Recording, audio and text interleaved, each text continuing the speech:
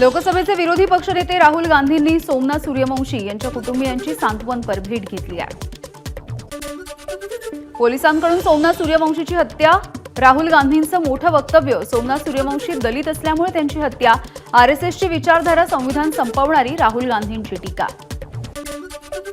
राहुल गांधींनी परभणी दौरा राजकीय हेतूने केला, मुख्यमंत्री देवेंद्र फडणवीसांची राहुल गांधींच्या परभणी दौऱ्यावरून टीका।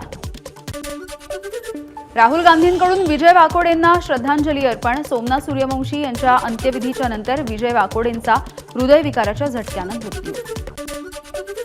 मुंबई ठाण्यामध्ये पालकमंत्रीपदावरून रस्सीखेच सुरू, संजय राऊतांची टीका, पालकमंत्रीपद कुणालाही मिळालं तरी कल्याणमध्ये मराठी लोकांवरती होणारे अन्याय थांबणार आहेत का, राऊतांचा सवाल।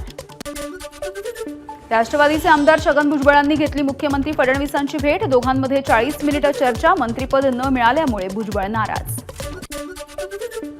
भुजबळांबद्दल तिन्ही पक्षांमध्ये सन्मानाची भावना, मुख्यमंत्री देवेंद्र फडणवीसांची प्रतिक्रिया, तर भुजबळांना राष्ट्रीय पातळीवरती पाठवण्याचा हेतू असल्याचंही फडणवीसांचं वक्तव्य।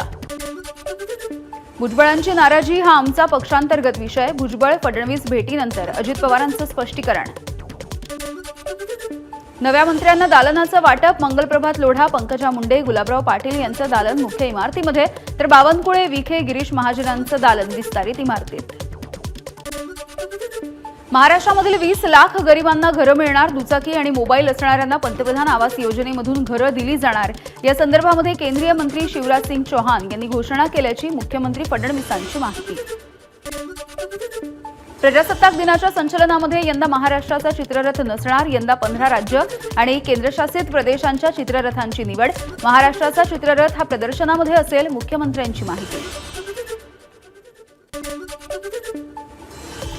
पुस्तकाला वह्यांची पानं जोडणारा निर्णय रद्द होण्याची शक्यता, नव्या शालेय शिक्षण मंत्र्यांसोबत चर्चा करून निर्णय घेणार असल्याची प्रशासनाची माहिती, दप्तराचं ओझं कमी करण्यासाठी घेतला होता निर्णय।